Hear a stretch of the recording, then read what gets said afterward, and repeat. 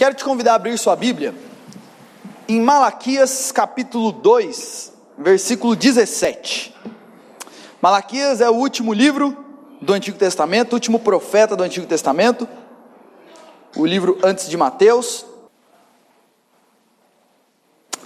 Nós temos estudado nesse mês, nos últimos domingos, o livro de Malaquias, e nós temos desde o primeiro capítulo, pegando aqui o primeiro capítulo e trabalhando cada pedaço, cada parte do livro de Malaquias, e o nosso tema, já deu certo aqui, e o nosso tema é levando Jesus a sério. O livro de Malaquias é um livro escrito para chamar o povo, para viver uma fé e uma caminhada com o Senhor, não uma caminhada mais ou menos, não uma caminhada light, mas uma caminhada de todo coração, porque o Senhor é grande demais, bondoso demais e maravilhoso demais, para nós considerarmos Ele mais ou menos, para nós caminharmos com Ele com metade, com 20% do nosso coração.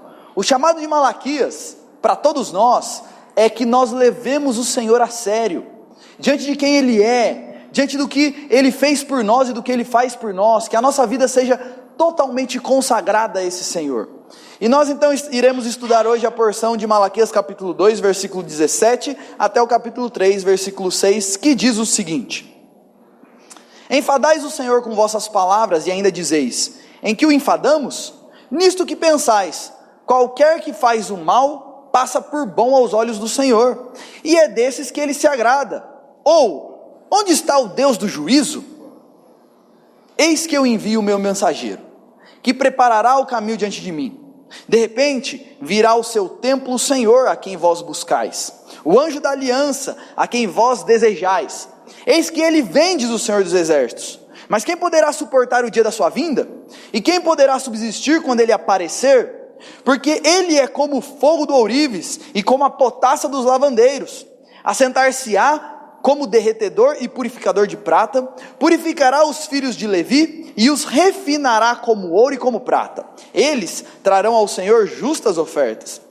Então, a oferta de Judá e de Jerusalém será agradável ao Senhor, como nos dias antigos e como nos primeiros anos. Chegar-me-ei a vós outros para juízo. Serei testemunha veloz contra os feiticeiros, contra os adúlteros e contra os que juram falsamente, e contra os que defraudam o salário do jornaleiro, e oprimem a viúva e o órfão, e torcem o direito do estrangeiro, e não me temem, diz o Senhor dos exércitos, porque eu, o Senhor, não mudo. Por isso vós, ó filhos de Jacó, não sois consumidos. Uma questão que sempre é levantada, e eu imagino que você já deve ter pensado nisso, e outras pessoas já devem ter perguntado isso para você e levantado essa questão na sua frente, é a questão que nós conhecemos e dentro da filosofia ficou conhecido como a teodiceia, ou o problema do mal. A questão é mais ou menos a seguinte: se Deus é bom e governa sobre todas as coisas, por que o mal existe? Deus é soberano, não é? Sim. Deus é todo poderoso, não é? Sim. E Deus odeia o mal, certo? Sim. Então por que Deus não acaba logo com todo o mal que existe nesse mundo e pronto? Resolve todo o problema. Você já se fez essa pergunta? Alguém já fez essa pergunta para você? Alguma vez você já levantou isso? E essa pergunta traz outros questionamentos. Por exemplo, eu não sei se você já viu essa imagem, mas essa estátua é o símbolo da justiça, ou o símbolo do direito. E minha mãe fez faculdade de direito, então eu lembro que ela tinha uma estatuetazinha dessa daí na mesa dela. E por que é o símbolo da justiça? Porque a ideia é o seguinte: em uma mão ela tem a balança para pesar os atos das pessoas, nos olhos ela tem uma venda, porque ela não está olhando para quem é, se é rico, pobre, poderoso, uma pessoa comum. A justiça tem que ser igual para todos, ele não olha quem ele está julgando. E na outra mão tem a espada, porque ele pesa, se tiver achado em falta, ele vem com a espada para fazer justiça. Esse é o símbolo do direito, mas na teoria é bonito, na prática é assim que funciona. E aí surge esse questionamento: mas se Deus é bom, por que Ele permite tudo isso? E aí a gente levanta outros questionamentos muito comuns aqui no Brasil principalmente. O crime compensa? No Brasil, o crime compensa? A gente ouve bastante aí que o Brasil é o país da impunidade. E a gente vê aí um monte de político que rouba milhões. E aí depois de 15 anos, ele é preso em prisão domiciliar na mansão que ele comprou com o dinheiro da corrupção. E a gente fica olhando e falando: tá louco? Vale a pena? E aí vale a pena lutar para fazer tudo que é certo? Vale a pena pagar os impostos tudo certinho? Vale a pena fazer tudo corretamente, enquanto todo mundo faz tudo errado e parece que está tudo certo com todo mundo? Se você é adolescente, vale a pena não colar na prova? Eu não colo, fico de recuperação, o outro cola, passa e não dá nada. Vale a pena fazer tudo certo? Onde que está Deus? Quando a gente vê um monte de coisa errada nesse mundo, um monte de maldade nesse mundo, um monte de crime nesse mundo, um monte de desgraça nesse mundo, e parece que Ele está de braços cruzados, sem fazer nada. Como que a gente resolve esse dilema de que Deus é bom, é soberano, é onipotente, e ao mesmo tempo tem um monte de coisa ruim nesse mundo? 3 alternativas comuns, e são 3 linhas, e isso daqui são colocações que as pessoas fazem na nossa cultura, para tentar explicar esse problema. Você tem pelo menos 3 alternativas aí, que primeiro você tem o ateísmo, que fala assim, sabe como eu resolvo esse problema? Na verdade Deus não existe.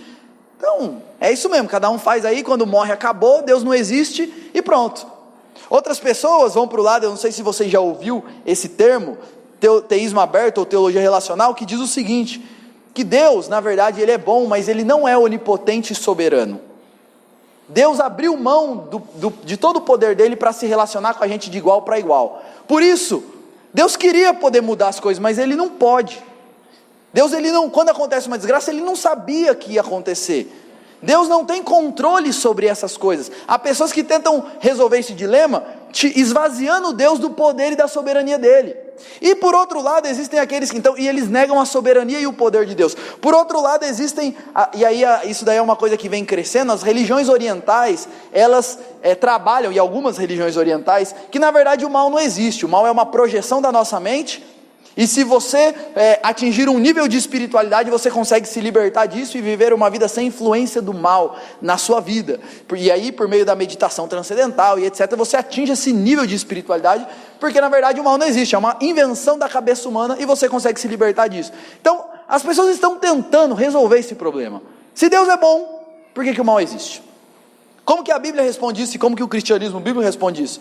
A Bíblia afirma as 2 verdades claramente. Com certeza o mal existe, não tem como a gente negar. Existe todos os dias assassinatos, estupros, pessoas roubando, doença, câncer, existe um monte de coisa ruim nesse mundo, que é complicada. E por outro lado, a Bíblia também vai afirmar o seguinte, ao mesmo tempo Deus é completamente soberano, Deus é completamente poderoso, e Deus tem o controle total sobre exatamente tudo o que acontece. E quando a gente fala do mal, o que a Bíblia vai dizer é o seguinte, embora Deus não seja o autor do mal, não foi Deus quem criou o mal, e Deus nunca promove o mal de alguma forma está dentro do plano soberano de Deus, que visa produzir coisas boas. Então, dentro do plano poderoso, soberano e bondoso de Deus, Ele permite o mal por um tempo, porque de alguma forma Ele está trabalhando para promover a glória dEle e o bem do povo dEle, e Ele é tão bom que Ele usa inclusive o mal para fazer isso. E a Bíblia vai afirmar uma coisa também, mas isso é temporário, porque Deus tem um dia planejado para julgar todo o mal.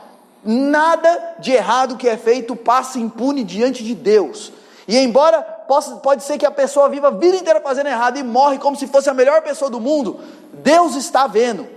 E um dia, todas as pessoas, inclusive eu e você, estaremos diante de Deus para prestar contas de cada palavra, de cada ato, de cada ação, de cada pensamento, de cada coisa que nós fazemos nessa vida. A Bíblia coloca essas 2 coisas, Deus é bom, soberano e poderoso. Se Ele quisesse acabar com tudo agora, Ele acabava, a gente não pode negar isso. E o mal existe, e Deus de alguma forma Ele controla tudo, e isso está dentro do plano dEle. E eu vou explicar um pouquinho melhor daqui a pouco isso. E gente, essa questão se Deus é bom porque o mal existe, não é uma coisa nova, isso daqui é muito antigo. E na época de Malaquias, as pessoas estavam exatamente questionando isso. O povo estava vivendo uma situação difícil, eles estavam vivendo num contexto de opressão, o povo de Israel nessa época estava sendo oprimido pelo Império Persa, e eles olhavam e diziam o seguinte, nós somos o povo que busca Deus. A gente está vivendo a maior desgraça aqui, dificuldade financeira, problema e etc. O povo faz tudo errado aí, e o Império Persa só cresce e ainda está oprimindo a gente. Cadê Deus no meio de tudo isso? E a gente vê que o povo estava questionando isso lá no versículo 17 do capítulo 2, porque o texto começa dizendo o seguinte, o profeta Malaquias falando com o povo, enfadais o Senhor com vossas palavras. Ele começa dizendo assim, Deus está ficando irritado com vocês, Deus está se sentindo provocado, vocês estão enfadando a Deus com as palavras de vocês. E aí vocês perguntam, no que a gente está enfadando? E aí ele fala, nisso que vocês estão pensando. Olha o que o povo estava pensando, qualquer que faz o mal, passa por bom aos olhos do Senhor, e desses é que o Senhor se agrada. O povo estava pensando nisso, olha, na verdade, Deus gosta de quem faz coisa errada. E qual que é o raciocínio deles aqui? E aqui, percebe o seguinte, a gente já viu aqui em domingos passados que o povo começa questionando o amor de Deus. E agora o povo está questionando a justiça de Deus. E o raciocínio deles era mais ou menos o seguinte, olha, parece que Deus gosta de quem faz coisa errada. Porque a gente está buscando fazer tudo certo. A gente está vivendo uma vida com problema financeiro, a gente está vivendo uma vida aqui onde o nosso país está vivendo um monte de desgraça, enquanto o povo que não está nem aí para Deus, eles estão ricos, eles estão populares, eles estão prosperando. Parece que Deus gosta e abençoa quem faz coisa errada. Eu não sei se você já parou para perceber isso, mas normalmente as pessoas que mais se destacam, os mais ricos, os mais populares, normalmente não são as melhores pessoas. E esse é o questionamento que eles estão fazendo aqui. Parece que aos olhos de Deus, quem faz coisa errada é quem passa por bom. E aí ele também fala, ou ainda, vocês estão pensando, onde que está o Deus do juízo? O raciocínio deles é, será que vale mesmo a pena servir ao Senhor? Parece que quem é favorecido é quem é ímpio.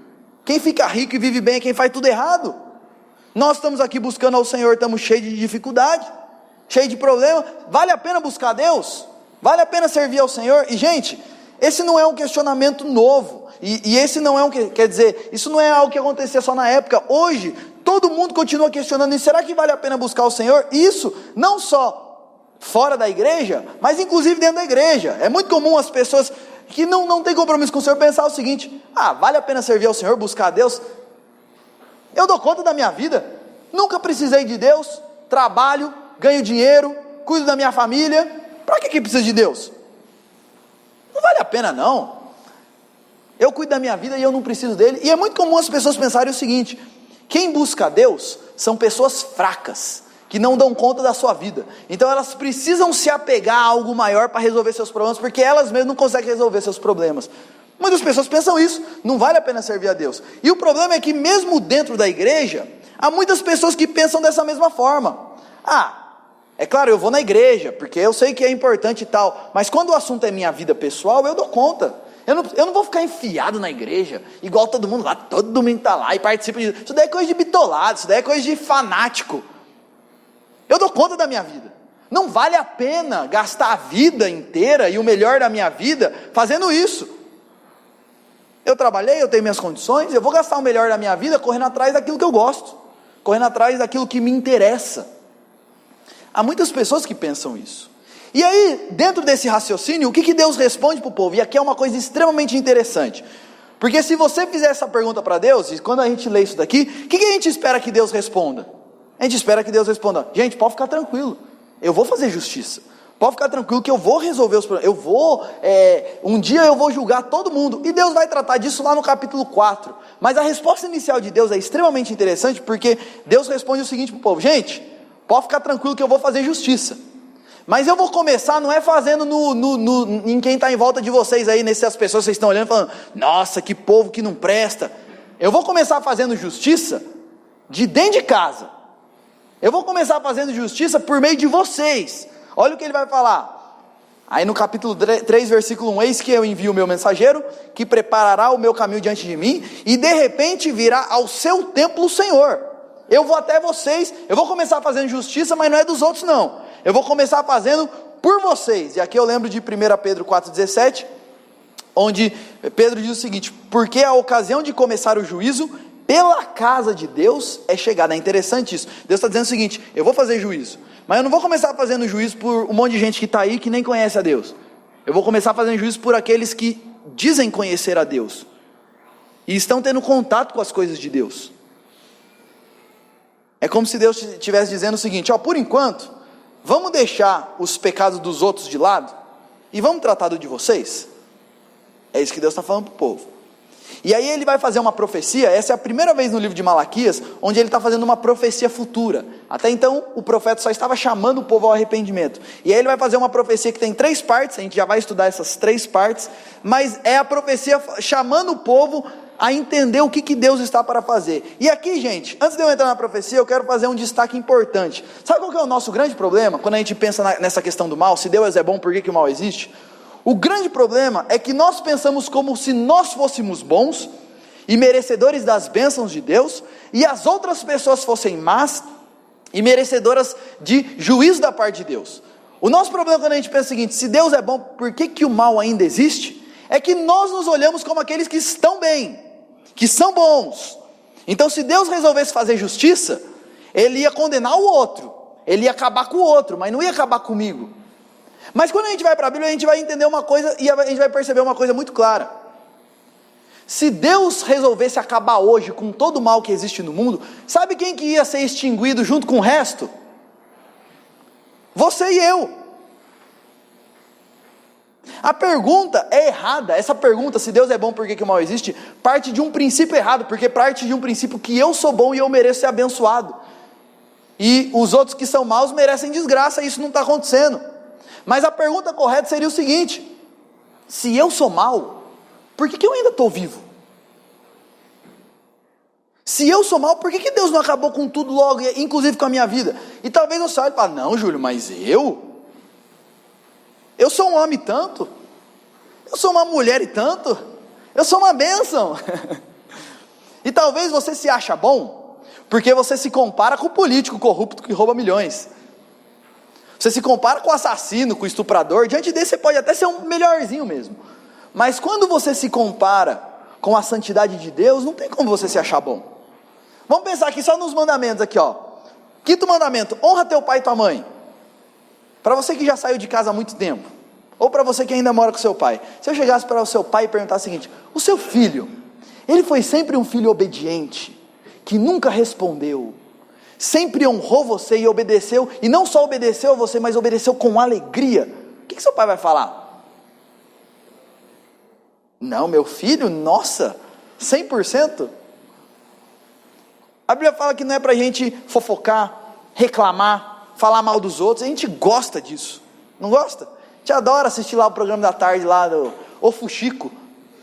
A gente gosta das coisas. Eu estava pensando nisso. Hoje de madrugada minha filha acordou, e eu fico pensando como eu sou mal. Ao invés de sentir amor e ir lá com todo o prazer fazer ela dormir de novo, eu fico com raiva. Tá louco, essa menina não dorme. Deus tem me abençoado, me deu uma filha linda, que tem saúde, etc. E eu estou reclamando, eu estou com raiva no coração. Nós somos maus. Nós vivemos justificando as coisas erradas que nós fazemos a partir do erro dos outros. Ah, Júlio, mas sabe por que eu sou assim com a minha esposa? É porque você não sabe como é que ela é comigo. Eu queria ver se você convivesse com esse homem, se você não ia fazer disso para pior. O nosso problema é que nós sempre achamos que o outro é pior que a gente. Mas a Bíblia vai nos apresentar, e percebe que essa é a resposta de Deus. Vocês estão olhando para os outros como se eles fossem maus e vocês fossem bonzinhos? Eu vou começar a trabalhar na vida de vocês. E perceba o seguinte, aqui eu quero que você entenda isso. A ideia de se Deus é bom porque o mal existe, essa é uma pergunta errada. A pergunta certa deveria ser o seguinte: se eu sou mal, como Deus ainda pode me manter vivo e eu ter mais um dia de vida hoje? Essa é a pergunta correta. E quando a gente entende isso, a nossa perspectiva muda, porque a gente percebe o seguinte: não é que Deus não é justo, é que Deus é muito misericordioso. E é por isso que Ele não acabou com tudo ainda. Porque senão, todos nós aqui éramos para acabar junto com Ele, junto com esse mundo mal. A resposta de Deus é: eu vou fazer justiça e eu vou começar dentro de casa. E aí Ele vai fazer uma profecia que tem 3 partes. A primeira parte, ainda no versículo 1 do capítulo 3, Ele fala... Então o povo faz esse questionamento e Deus responde o seguinte: eis que eu envio o meu mensageiro, que preparará o caminho diante de mim. E aqui eu vou explicar melhor isso, mas Deus está chamando o povo ao arrependimento. Aqui esse é um procedimento muito comum da época. Quando um rei ia visitar uma nação, lembre-se que na época você não tinha WhatsApp, não tinha telefone, não tinha celular, não tinha telegrama, não tinha carta, não tinha essas coisas. Carta até tinha, mas demorava, né? Um tempão para chegar. Então o que eles faziam quando um rei ia visitar um lugar? Ele mandava um mensageiro para preparar a chegada dele. Para preparar, para ele avisar todo mundo: ó, o rei vai vir aí. Já pensou, o rei chega lá, ninguém nem sabe, o rei chega e ele não é recebido por ninguém. Então ele mandava um mensageiro antes, que preparava todo mundo para a chegada do rei, e que se tivesse algum tipo de empecilho diplomático, burocrático, ele ajeitava as coisas para o rei ser recebido da melhor forma possível. Deus está dizendo o seguinte: eu vou ir até vocês para fazer justiça, mas antes de eu chegar eu vou mandar um mensageiro. Eu vou mandar alguém que vai avisar a minha chegada e vai remover todos os empecilhos que podem ter para a minha chegada. Quem que é esse mensageiro? Essa profecia que ele fala se cumpre em quem? A gente sabe disso que 400 anos depois apareceu um homem clamando no deserto e preparando o caminho para o Salvador, chamado João Batista.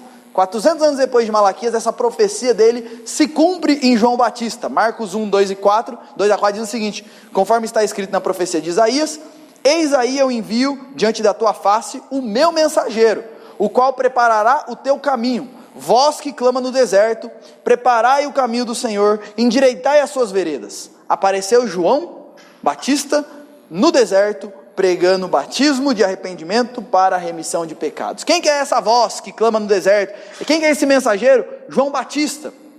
E percebe o seguinte: o mensageiro ele vem para preparar a chegada do rei. E qual é a mensagem de João Batista? Como que ele prepara o povo para a chegada do rei?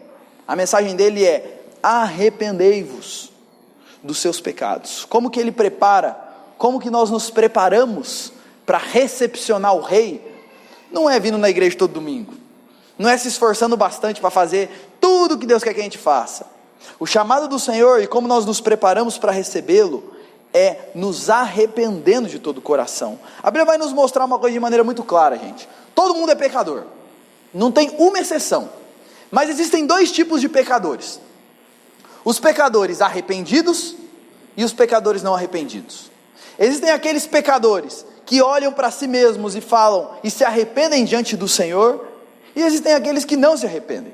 E a Bíblia vai deixar muito claro para a gente o seguinte: Deus, ele resiste aos soberbos, Deus se coloca contra os não arrependidos, mas concede graça aos humildes. Deus é favorável a quem? A todo pecador da face da terra? Não. Ele é favorável a todo pecador arrependido. E nessa altura talvez você pode me perguntar o seguinte: mas Júlio, o que é arrependimento? O que é exatamente? Porque a gente ouve sobre arrependimento em muitos momentos e em muitos lugares. O que é arrependimento de fato? E aqui uma descrição da Confissão de Fé de Westminster, que é um dos documentos que a gente acredita, que a gente entende que é uma boa expressão da fé cristã, tratando, na parte que ele fala sobre arrependimento, ele descreve o arrependimento de maneira muito bíblica. O que é arrependimento verdadeiro? E eu vou ler essa descrição e eu quero que você pense, se você vive isso na sua vida, você já viveu e você tem vivido isso na sua vida. O que é arrependimento?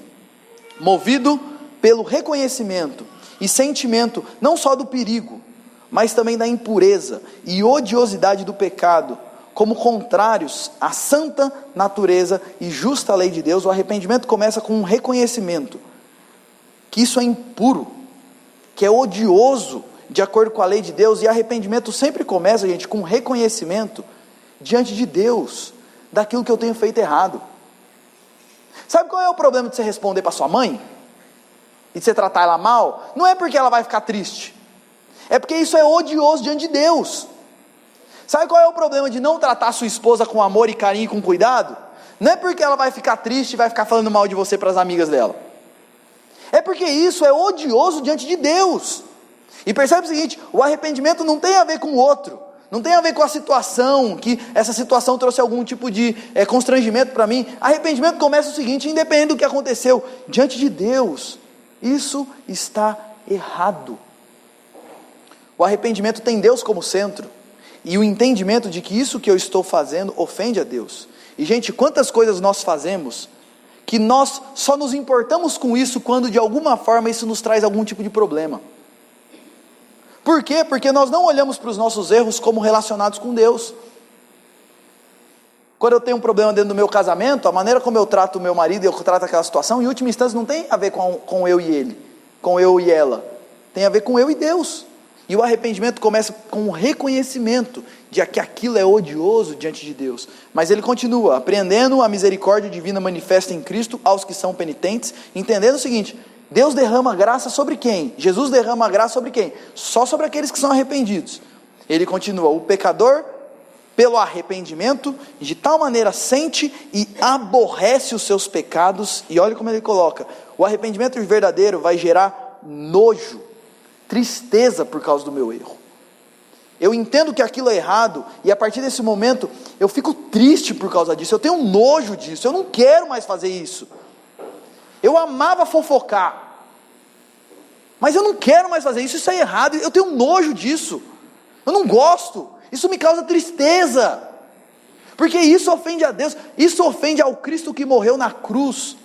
E percebe, o arrependimento tem a ver com entender como Deus se sente diante disso, e ter esse mesmo sentimento diante de Deus. E ele vai terminar dizendo o seguinte: então, deixando-os, se volta para Deus, tensionando e procurando andar com Ele em todos os caminhos dos seus mandamentos. Uma vez que eu me entrego a Deus, o que eu entendo, eu reconheço e sinto nojo, então eu mudo de vida e me entrego totalmente ao Senhor. Eu quero mudar e eu quero viver uma nova vida diante de Deus. Gente, deixa eu fazer um parênteses aqui. A gente fala muito de arrependimento hoje, mas sabe o que eu percebo? Na verdade, as pessoas hoje, elas não ficam arrependidas dos erros delas. O máximo que elas sentem é um remorso, por causa dos problemas que os erros delas trouxeram para elas. Deixa eu dar um exemplo, vou dar alguns exemplos aqui para ficar mais claro para você. Imagina um casal de namorados que faz sexo antes do casamento. De repente a menina engravida. E aí ela fica: ai, que arrependimento. Puxa vida, não devia ter feito isso. E agora? Como é que eu vou fazer? Eu estou na faculdade, eu estou na escola, vai prejudicar tudo. Quem que vai cuidar da criança? Isso daí vai trazer maior problema. Isso não é arrependimento. A pergunta que eu faço é o seguinte: e se não tivesse engravidado, estaria arrependida? O arrependimento, perceba, o que é remorso? Eu fico triste, mas porque aquilo me trouxe uma consequência ruim.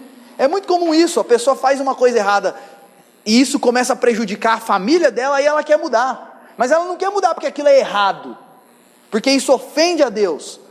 Ela quer mudar porque isso está trazendo prejuízo para a vida dela e para a família dela. O arrependimento genuíno, ele tem a ver com entender que isso é errado diante de Deus. Independente de qualquer prejuízo que isso me cause, eu não quero fazer isso, eu quero mudar porque isso ofende a Deus. O chamado de Deus é: arrependei-vos.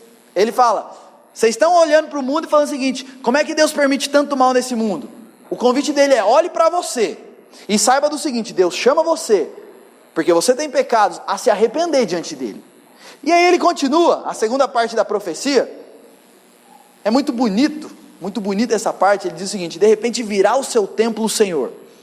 Quem vocês estão buscando vai aparecer, o anjo da aliança, quem vocês desejam, eis que ele vem, diz o Senhor dos Exércitos. E quem poderá suportar sua vinda?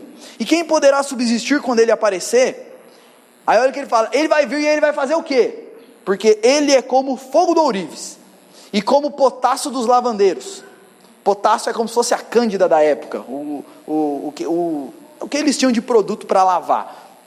Assentar-se-á como o derretedor e purificador da prata, e purificará os filhos de Levi, e os refinará como ouro e como prata, e eles trarão ao Senhor justas ofertas. A segunda parte da profecia tem uma promessa de Deus, de que Ele vai perdoar e purificar o povo dele. O povo dele é pecador, mas aqueles que ouvem o chamado de arrependimento e se arrependem, Ele promete o seguinte: eu vou fazer igual o ourives faz com o ouro, igual o lavandeiro faz com a roupa. Eu vou purificar vocês. Só tem um jeito da gente estar purificado diante de Deus, é se Ele nos purificar. Pelas nossas próprias ações e pelo nosso esforço, a gente não se purifica. Então, e aqui a ilustração do ourives, eu não sei se você sabe disso, mas o ouro, quando ele é extraído, ele vem cheio de impurezas. Então você tem que derreter o ouro, e o ponto de que o ouro derrete é numa temperatura mais baixa que as impurezas. Então você derrete o ouro, e aí você consegue tirar as impurezas para o ouro ficar purinho. E ele está usando essa ilustração dizendo o seguinte: eu vou fazer a mesma coisa com vocês, eu vou lavar vocês. E aqui essa é uma palavra para aqueles que estão arrependidos diante de Deus. E a pergunta que eu faço é: ok, o mensageiro é João Batista, e essa promessa aqui de purificação, quando que isso se cumpriu? E a resposta para isso é que aqui está eu, você, e nós temos os nossos pecados sobre as nossas costas. E a Bíblia diz que Deus veio, e Ele veio até nós, na pessoa de Jesus, o Deus que se fez homem e nunca pecou. E Ele veio, não só para nos dar exemplo e para ensinar coisas boas, mas Ele veio, como diz Isaías 53:5, para ser transpassado pelas nossas transgressões e moído pelas nossas iniquidades. O castigo que nos traz a paz estava sobre Jesus. Sabe como que Deus nos purifica? E essa é a única forma de nós estarmos purificados diante de Deus e não receber juízo da parte de Deus. Jesus veio e Ele toma sobre si então os nossos pecados naquela cruz. E Ele morre para pagar pelo meu pecado. E isso daqui é uma coisa linda, porque Jesus usa não o fogo ou não o potássio para nos purificar, mas algo muito mais poderoso, que é o seu próprio sangue, para nos lavar dos nossos pecados. Há dois tipos de pecadores, os arrependidos e os não arrependidos, e a promessa de Deus é o seguinte: aqueles que se arrependem serão purificados, serão lavados, serão justificados diante de Deus. Eles não terão mais juízo sobre as costas deles. E aqui tem um parêntese muito importante, gente. Fé sem arrependimento é algo vazio e vão. Nós vivemos em um meio evangélico que tem pregado o seguinte: o importante é você acreditar em Jesus. Você acredita em Jesus? Acredita. Um dia você fez uma oração entregando sua vida para Jesus? Fiz. Então se você morrer, você vai para o céu. Não interessa se você largar sua mulher e arrumar outra, você vai para o céu. Você acredita em Jesus? Então você vai para o céu. Não interessa se você vê pornografia toda semana, você crê em Jesus? Você vai para o céu. Não interessa se você faz tudo errado no seu serviço, se você é desonesto. Estava conversando hoje com um rapaz aqui da igreja, ele estava falando assim: rapaz, eu trabalho lá no meu serviço com 2 pessoas na frente de mim. Pense em pessoas assim, ó, desonestas, que vivem assim, rumando casa. E sabe qual que é o pior? Tudo evangélico. Rapaz, parece que os evangélicos lá são os piores. Os que dão mais trabalho lá são aqueles que falam que são do Senhor. Entenda o seguinte, gente: você pode crer em Jesus e entender tudo isso daqui. Sem arrependimento, o nosso conhecimento é vão. Não muda nada. Deus derrama graça sobre os arrependidos de coração. E arrependimento necessariamente vai gerar mudança de vida. Deus promete perdão e purificação aos arrependidos, e é somente assim que a gente pode ser agradável ao Senhor. Versículo 4 ele vai dizer: então, depois que eu purificar vocês, a oferta de Judá e Jerusalém será agradável ao Senhor, como nos dias antigos e nos primeiros anos. Está aqui uma coisa importante. Normalmente a gente pensa que assim, ó, Deus me aceita porque eu me esforço para fazer tudo direitinho. Esse pensamento é errado. Deus só nos aceita se nós estivermos purificados por Jesus. A única maneira das nossas ofertas serem agradáveis ao Senhor é se Ele nos purificar. Só depois da purificação é que as ofertas são agradáveis diante do Senhor. Nós só podemos nos achegar diante de Deus por meio de Jesus. Se nós dependermos de nós mesmos, ninguém se achega diante de Deus. O culto que nós prestamos é na mediação de Jesus. Só assim a gente pode ser aceito, e é por isso que não tem outro mediador. É muito comum pessoas, na nossa cultura também, usarem diversas maneiras para querer chegar até Deus.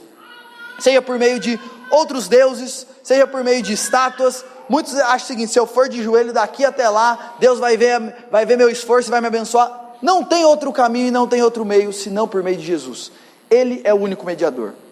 E esse texto, então, a primeira parte da profecia, ele promete que vai enviar um mensageiro, João Batista, que nos chama ao arrependimento. Segunda parte, ele promete perdão e purificação aos arrependidos, e o texto termina com ele fazendo uma advertência, dizendo o seguinte: olha, chegar-me-ei a vós outros para juízo, e eu vou ser uma testemunha veloz contra os feiticeiros, adúlteros, os que juram falsamente, os que defraudam o salário do jornaleiro, oprimem a viúva e o órfão, torcem o direito do estrangeiro, e não me temem, diz o Senhor dos Exércitos. A promessa dele é o seguinte: agora aqueles que estão no meio de vocês, podem estar na igreja toda semana, podem falar de Deus toda hora, mas aqueles que estão no meio de vocês e não são arrependidos, vivendo uma vida que não agrada a Deus, uma vida sem arrependimento, pode até se sentir muito, pode até ficar triste, eu sei que eu preciso mudar, mas se não se arrepender, estão debaixo de condenação da parte de Deus. Ele fala: eu vou me achegar até vocês para trazer juízo. E lembre-se de uma coisa, ele não está falando isso para pessoas de fora do povo dele, ele está falando isso para o próprio povo dele, ele está falando isso para quem está na igreja. Não adianta estar na igreja. E aí eu faço essa pergunta para você: ok, você está aqui nessa noite, mas há arrependimento no seu coração diante do Senhor? Porque não adianta estar na igreja. O único caminho para nós sermos salvos e purificados é nos arrependermos e cremos em Jesus. Essa palavra não é para o mundo, é para a igreja. E percebe, ele vai colocar feiticeiros, adúlteros, mentirosos, enganadores, opressores. A ideia é o seguinte: qualquer pessoa que sabe que está errado, fazendo isso e conscientemente continua, não luta contra isso, não se arrepende disso diante de Deus, ele fala: olha, contra essas pessoas eu vou vir para fazer juízo. O texto vai nos mostrar o seguinte: há dois tipos de pecadores, os arrependidos, e sobre esse Deus derrama purificação, Ele lava os pecados, Ele justifica. E pecadores não arrependidos, Ele promete que vai condenar, e essas pessoas vão receber juízo da parte de Deus. Eu sei que a gente vive numa geração evangélica que fala muito do amor de Deus, do amor de Deus, do amor de Deus, e parece o seguinte, que Deus só é amor, não é mais nada.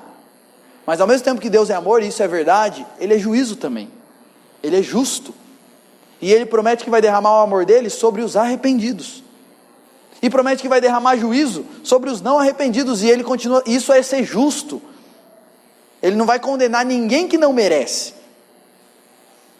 Deus é santo e Deus é justo. E Ele termina esse texto no versículo 6 dizendo: e eu vou fazer isso porque eu não mudo.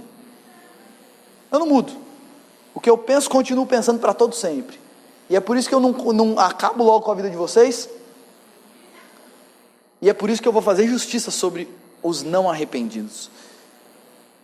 Então, gente, a resposta de Deus é: eu vou fazer justiça começando de casa, derramando graça e purificação sobre os arrependidos e derramando juízo sobre os não arrependidos. E eu quero terminar falando o seguinte: ok, Júlio, falou um monte de coisa aí, o que isso daí tem a ver comigo?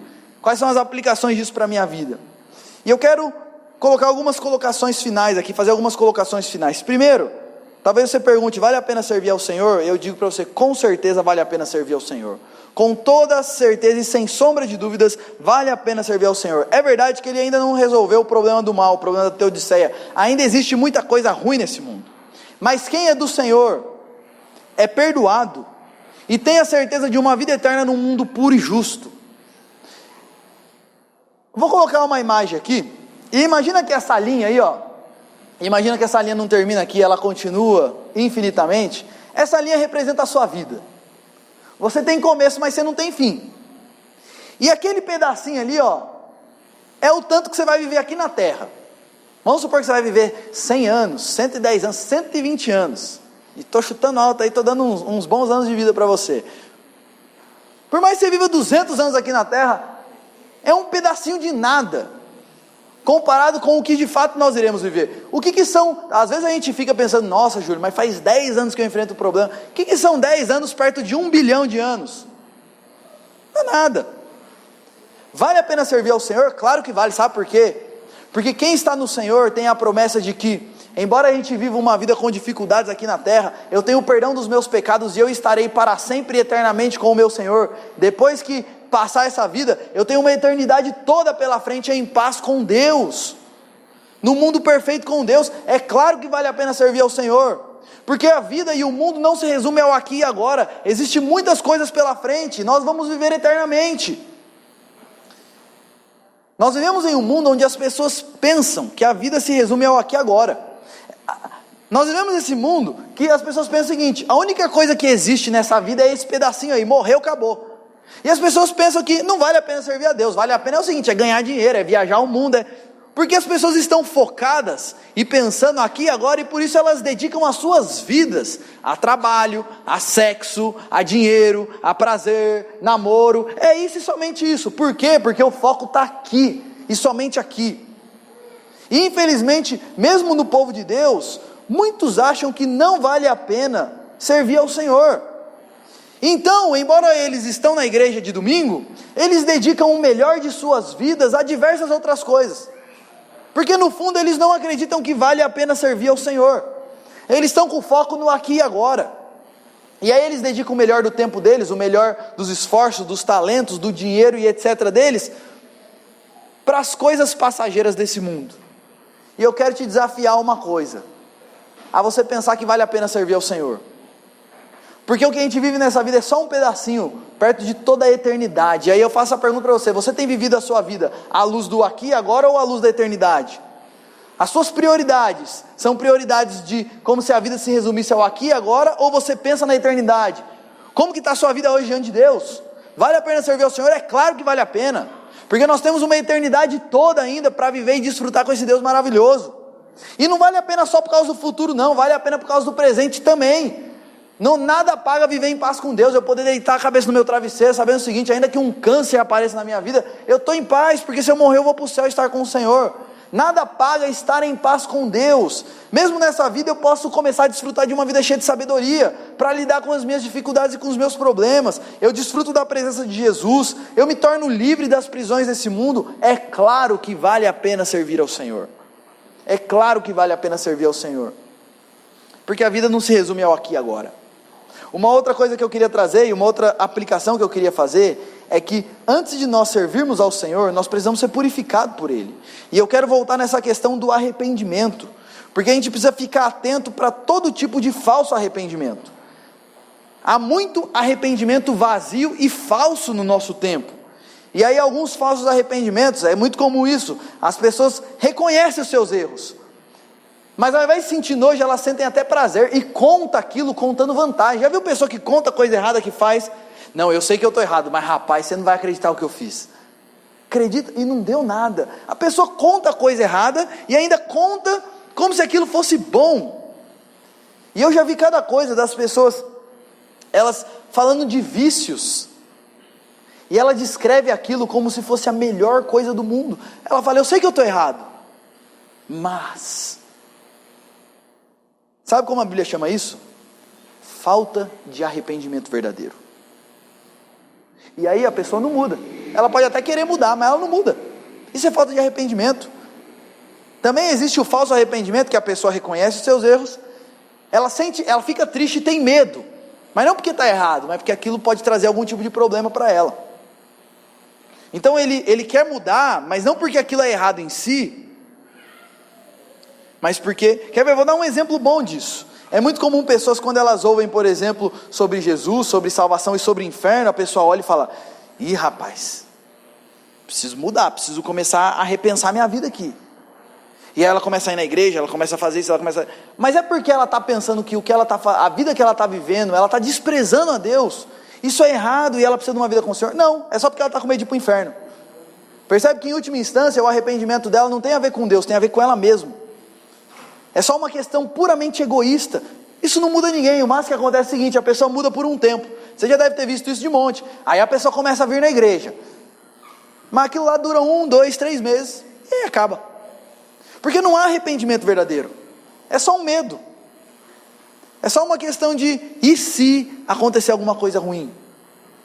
Um outro tipo de falso arrependimento, a pessoa até muda externamente, mas do coração dela não muda. E quantas vezes eu já vi isso, a pessoa fala, Júlio, na igreja, eu sei que o meu marido é uma bênção, eu sei que a minha esposa, ela fala assim, o meu filho, mas em casa, não é nada disso. Sabe por quê? Isso é falso arrependimento, até muda externamente para os outros ver, para inglês ver, mas não muda de fato de coração. Arrependimento verdadeiro, gente, reconheço os meus pecados, eu me sinto triste, eu tenho nojo dos meus pecados, e eu mudo de vida, porque eu me entrego totalmente ao Senhor. E eu quero dizer uma coisa para você, talvez você tenha contato com as coisas de Deus há anos, você frequenta a igreja há anos, mas você ainda não se arrependeu de maneira profunda e verdadeira. O Senhor está te chamando hoje, arrependei-vos. Você que está vivendo uma vida de vícios, Cristo te chama hoje, arrependei-vos. Você que está tratando a sua esposa mal, Jesus te chama hoje, arrependei-vos. Você que não está sendo a esposa que você deveria ser para o seu marido, arrependei-vos. Você que está sendo um filho rebelde, arrependei-vos. Você que tem desprezado a Deus, você tem vivido a sua vida de segunda a sábado como se Deus não existisse, arrependei-vos. Cristo nos chama e Deus nos chama hoje para nos arrependermos, porque o amor de Deus só é concedido aos humildes. Deus concede graça aos humildes e aos arrependidos de coração. E por fim eu quero terminar dizendo o seguinte, para você que está numa caminhada com Jesus, entenda qual é o processo que Deus está desenvolvendo na nossa vida. Imagina que essa linha é a sua vida. Quando nós cremos em Cristo, nós somos purificados do nosso pecado. Eu me arrependo, creio, e eu recebo a justificação, a purificação do meu pecado. Eu não tenho mais culpa diante de Deus. Se eu morrer, eu vou para o céu. Mas a partir desse momento, Deus começa um processo, uma obra na minha vida, onde a gente pode representar por esse espiral ascendente, porque a ideia da espiral é o seguinte, eu estou sempre crescendo em Cristo. Existem algumas épocas da minha vida que eu estou um pouquinho melhor, existem às vezes que eu dou uns passinhos para trás, mas eu estou sempre me desenvolvendo, crescendo na presença de Jesus, porque constantemente eu estou me arrependendo, e continuo me arrependendo, crendo, crescendo nesse Jesus. E esse é o processo que nós chamamos de santificação, o processo onde Cristo vai nos purificando do poder do pecado que é sobre nós. Quando nós vamos até Jesus, nós temos ainda muitos maus vícios, e Ele vai nos purificando à medida que nós caminhamos com Ele. E um dia, quando Jesus voltar, ou quando nós morrermos, nós entraremos no último estágio da obra de Deus de redenção nas nossas vidas, que é quando nós para sempre estaremos purificados da presença do pecado, que nós chamamos de glorificação. Não existirá mais o pecado, e essa realidade não será mais presente nas nossas vidas. E a minha pergunta para você, e eu quero terminar falando isso, é: em que fase você está? Eu sei que na última você não está, mas dessas outras duas aqui, que fase da vida você está? Você já se arrependeu dos seus pecados? E já está num processo onde você tem certeza da sua vida? Se você morrer hoje, você morre em paz, porque você tem Cristo, você se arrependeu, creu e tem o perdão dos seus pecados? E se você já está, como que está a sua caminhada e o seu crescimento em Cristo? Quais são os avanços que você fez no último ano? Nos últimos 5 anos, nos últimos 10 anos? Ou você continua a mesma coisa? Ou você está caminhando para trás? Quais são as áreas da sua vida que precisam ser trabalhadas hoje? Quais são as áreas da sua vida que você sabe que está errado e precisa de intervenção, e você está empurrando e levando com a barriga? O Senhor te chama hoje para se arrepender diante dEle. E sabe qual é a boa notícia? Aqueles que se arrependem dos seus pecados diante de Jesus e colocam a sua fé nele, recebem graça, recebem perdão.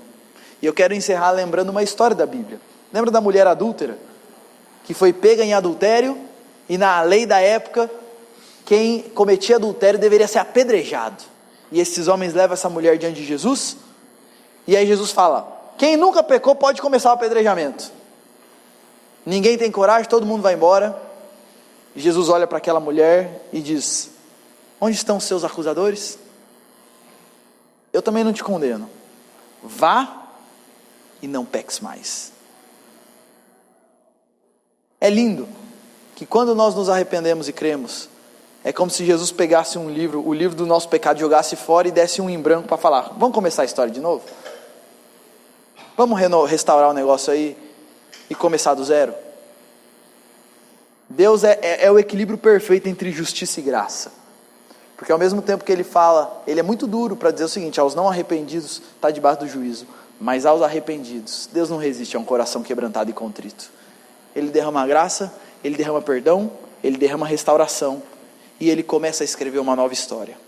E é para isso que Deus está nos chamando, para que as nossas famílias comecem uma nova história, para que o nosso relacionamento com os nossos filhos comece uma nova história, para que talvez o nosso relacionamento com a nossa esposa, com o nosso marido comece uma nova história, para que o nosso relacionamento com o dinheiro comece uma nova história.